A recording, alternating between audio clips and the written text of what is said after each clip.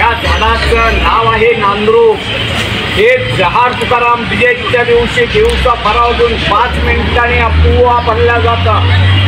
म्हणजे फाल्गुन वद्य द्वितीया होळी पौर्णिमा झाल्याच्या नंतर 2 दिवसांनी तुकाराम बीज असते.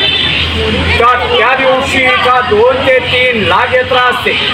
त्या दिवशी हे झाड दिवसा भरावून 5 मिनिटांनी आपोआप भरल्या जातं. आणि तुम्ही गावामध्ये गेला की तिथं पांडुरंगाची स्वयंमूर्ती आहे. पंढरपुरावरना देव या ठिकाणी आले. आपल्याला दिहू आणि पंढरी अशी दोन्ही क्षेत्र घेतली जातात. आणि तिथे एक शिळा मंदिर.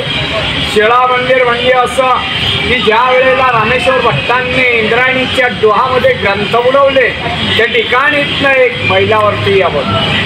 परंतु तिथले शिळा, त्या शिळेवरती तुकाराम महाराजांनी 13 दिवस पोषण केलं. आणि 13 दिवसानंतर जे ग्रंथ कोरडेच्या कोरडे वरती आले ते ग्रंथ आणि त्या शिळेची स्थापना मोठ्या मंदिरामध्ये केलेली आहे. आणि मोठ्या मंदिराच्या बाहेर निघाला की उजवी हाताला राहतेगार जन्मस्थान. आणि नाही 3 मैलावरती एकांतात भजन करण्यासाठी जात होते.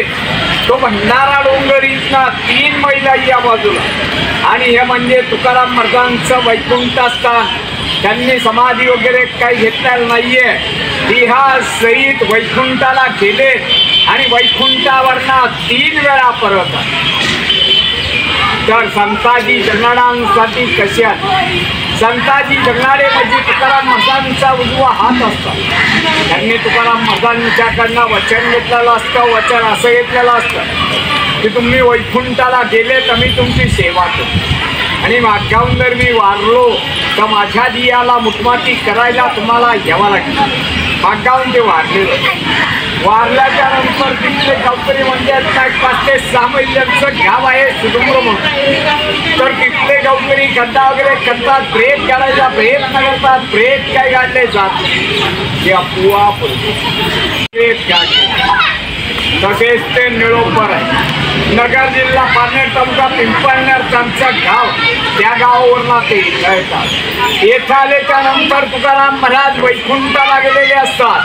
तर त्यांचं असं म्हणणं असतं तुकाराम महाराज मुलीसाठी वैकुंठावरनं खाली येतात. संताजी जगणाऱ्यांसाठी येतात. तर माझ्यासाठी काही होऊ शकत नाहीये. मी त्यांचा शिष्य आहे.